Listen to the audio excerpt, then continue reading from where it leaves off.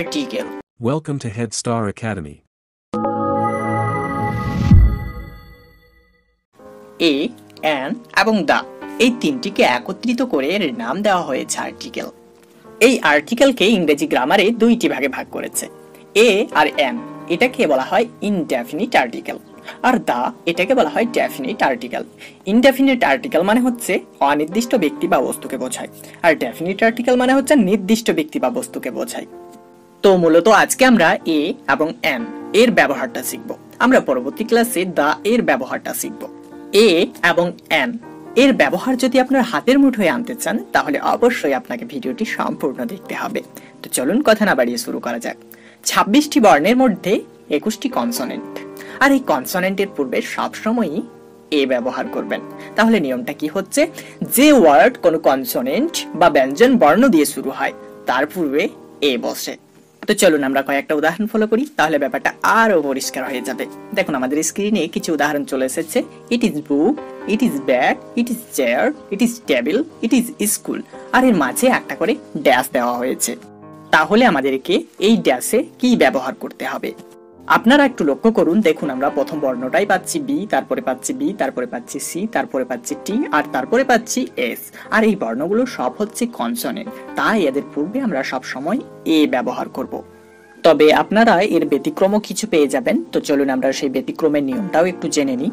যে কনসোনেন্টের উচ্চারণ শুরু হয় ভাওয়েলের মতো, তার পূর্বে এ না হয়ে অ্যান হয়।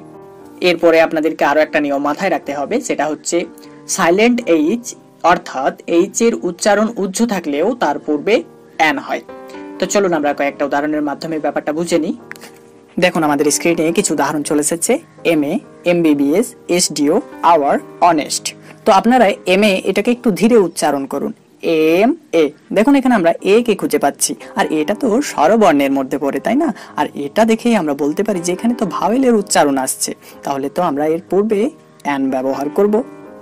এবার আপনারা MBBS-টা একটু লক্ষ্য করুন। দেখুন এখানে MBBS, এখানে দেখুন এ এর উচ্চারণ পাচ্ছি, আর এটাই তো স্বরবর্ণ, এখানেই তো আমরা ভাওয়েলের উচ্চারণ পেয়ে যাচ্ছি।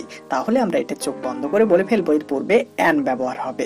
তেমনি করে দেখুন SDO, এখানেও দেখুন আমরা ভাওয়েলের উচ্চারণ পাচ্ছি, তাই এর পূর্বেও আমরা অ্যান ব্যবহার করব। এবার আপনারা এই নিয়মটা একটু লক্ষ্য করুন। সাইলেন্ট এইচ, দেখুন আমি দুইটা উদাহরণ দিয়েছি, আওয়ার, অনেস্ট।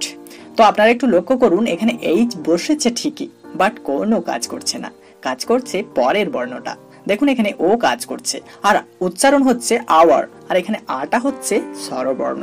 তাই আমরা চোখ বন্ধ করে বলতে পারি এর পূর্বে তো অ্যান ব্যবহার হবে, কারণ এখানে ভাওয়েলের মতো উচ্চারণ হচ্ছে। তেমনি করে দেখুন অনেস্ট, এখানে এইচ বসেছে ঠিকই, বাট কোনো কাজ করছে না, কাজ করছে পরের বর্ণটা। তাই আমরা এটাও চোখ বন্ধ করে বলতে পারি এর পূর্বে অ্যান ব্যবহার হবে। তো আশা করি ব্যাপারটা আপনারা বুঝতে পেরেছেন। যে কনসোনেন্টের উচ্চারণ শুরু হবে ভাওয়েলের মতো, তখন আমরা তার পূর্বে এ ব্যবহার না করে অ্যান ব্যবহার করব। ওকে, এবার চলুন আমরা পরের নিয়মটা একটু লক্ষ্য করি। যে ওয়ার্ড কোনো ভাওয়েল বা স্বরধ্বনি দিয়ে শুরু হয় তার পূর্বে অ্যান বসে। আমি আবারও একবার বলছি নিয়মটা। যে ওয়ার্ড কোনো ভাওয়েল বা স্বরধ্বনি দিয়ে শুরু হয় তার পূর্বে অ্যান বসে। তো চলুন আমরা কয়েকটা উদাহরণ ফলো করি, তাহলে ব্যাপারটা আরো পরিষ্কার হয়ে যাবে। দেখুন আমাদের স্ক্রিনে কিছু উদাহরণ চলে এসেছে, আর এদের মাঝে একটা করে ড্যাশ দেওয়া হয়েছে। তাহলে আপনারা একটু লক্ষ্য করুন তো আমরা এই ড্যাশে কি ব্যবহার করব। জি, আমরা তো অ্যান ব্যবহার করব। কারণ কি? কারণ হচ্ছে আমরা এর প্রথম বর্ণগুলোই পাচ্ছি সব ভাওয়েল, সেই জন্য এদের পূর্বে আমরা অ্যান ব্যবহার করছি।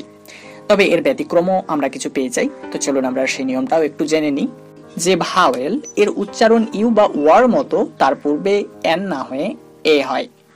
তো চলুন আমরা কয়েকটা উদাহরণ ফলো করি, তাহলে ব্যাপারটা আরো পরিষ্কার হয়ে যাবে। U, university, European, 1 rupee. দেখুন আমরা 4টি স্ক্রিনে উদাহরণ দেখতে পাচ্ছি, আর আপনারা একটু লক্ষ্য করুন। দেখুন আমরা প্রথম উদাহরণটায় ইউ এর উচ্চারণ পাচ্ছি, তাই এর পূর্বে আমরা কি ব্যবহার করব? জি, আমরা তো এ ব্যবহার করব। তারপরেরটা একটু লক্ষ্য করুন, ইউনিভার্সিটি, ইউনিভার্সিটি। তো দেখুন এখানেও আমরা ইউ কে খুঁজে পাচ্ছি, তাই আমরা এর পূর্বে এ ব্যবহার করব। আবার আপনারা লক্ষ্য করুন, ইউরোপিয়ান, ইউরোপিয়ান। দেখুন এখানেও আমরা ইউ কে খুঁজে পাচ্ছি, সেই জন্য আমরা এর পূর্বে এ ব্যবহার করব। তেমনি করে দেখুন 1 রুপি, 1 রুপি। দেখুন এখানে আমরা ওয়ার শব্দটাকে খুঁজে পাচ্ছি, সেই জন্য আমরা এর পূর্বে এ ব্যবহার করব। আশা করি ব্যাপারটা বুঝতে পেরেছেন। এবার চলুন আমরা পরের নিয়মটা একটু লক্ষ্য করি। Dozen, 100, 1000, million. প্রবৃত্তির পূর্বে এ বসে। যেমন এখানে 1 ডজন পেন্সিল আছে, এটা যদি আমরা ইংরেজিতে কনভার্ট করি তাহলে কি পাবো দেখুন, here are a dozen of pencils. এখানে 1 ডজন পেন্সিল আছে, তাহলে আপনারা একটু লক্ষ্য করুন এখানে আমরা ডজন এর পূর্বে কিন্তু একটা এ বসিয়েছি। তেমনি করে যদি বলি ওখানে 100 কলম আছে, তাহলে এটা যদি আমরা ইংরেজিতে কনভার্ট করি তাহলে কি পাবো দেখুন, দেয়ার আর এ 100 পেন্স। ওখানে 100 কলম আছে, তাহলে দেখুন এখানে আমরা 100 এর পূর্বে একটা এ ব্যবহার করেছি। তেমনি করে আমরা যদি বলি ওখানে 1000 লোক, এটা যদি আমরা ইংরেজিতে কনভার্ট করি তাহলে আমরা পাবো দেয়ার আর এ 1000 পিপল। তাহলে দেখুন এখানে আমরা 1000 এর পূর্বে একটা এ ব্যবহার করেছি। তেমনি করে যদি বলি ওখানে 10 লক্ষ লোক, তাহলে এটা যদি আমরা ইংরেজিতে কনভার্ট করি দেখুন কি পাবো, দেয়ার আর এ মিলিয়ন ম্যান। তো আপনারা একটু লক্ষ্য করুন এখানে আমরা মিলিয়ন এর পূর্বে একটা এ ব্যবহার করেছি। এবার চলুন আমরা পরের নিয়মটা একটু লক্ষ্য করি। সমজাতীয় কিছু বোঝাতে এ ব্যবহৃত হয়। যেমন ধরুন এক জাতের পাখি একসঙ্গে থাকে, এটা যদি আপনি ইংরেজিতে কনভার্ট করেন তাহলে আপনি পাবেন birds of a feather flock together. তাহলে আপনারা লক্ষ্য করুন ফেদার এর পূর্বে একটা এ ব্যবহার করা হয়েছে। এবার চলুন আমরা পরের নিয়মটা একটু লক্ষ্য করি। ওই রকম একজন অর্থে প্রপার নাউন এর পূর্বে এ ব্যবহৃত হয়। যেমন ধরুন প্রত্যেক যুগে রবীন্দ্রনাথ জন্মায় না, এটা যদি আপনি ইংরেজিতে কনভার্ট করেন তাহলে হবে a Rabindranath is not born in every age. তাহলে দেখুন এখানে আমরা রবীন্দ্রনাথের পূর্বে এ বসিয়েছি, কারণ কি রবীন্দ্রনাথ তো একটাই, এর মতো তো আর কেউই হবে না। তাহলে রবীন্দ্রনাথ হচ্ছে প্রপার নাউন, তাই তার পূর্বে আমরা এ ব্যবহার করেছি। এবার চলুন আমরা পরের নিয়মটা একটু লক্ষ্য করি। অপরিচিত ব্যক্তির নাম বা পদবীর পূর্বে এ ব্যবহৃত হয়। কোনো একজন মিস্টার সেন তোমার সঙ্গে দেখা করতে এসেছিলেন, এটা যদি আপনি ইংরেজিতে কনভার্ট করেন তাহলে আপনি পাবেন a mister Sen come to see you.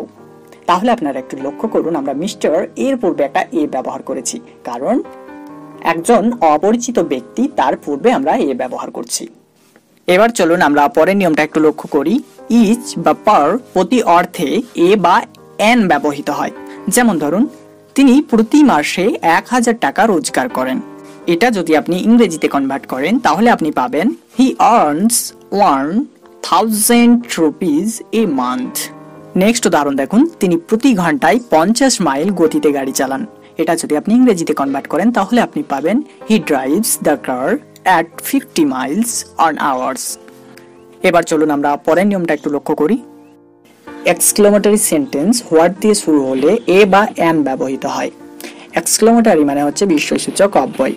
যেমন ধরুন কি সুন্দর পাখি এটা, এটা যদি আপনি ইংরেজিতে কনভার্ট করেন তাহলে আপনি পাবেন what a nice bird it is. তেমনি করে আমি যদি বলি কি চমৎকার ধারণা, এটা যদি আপনি ইংরেজিতে করেন তাহলে হবে হোয়াট অ্যান আইডিয়া। এবার চলুন আমরা পরের নিয়মটা একটু লক্ষ্য করি।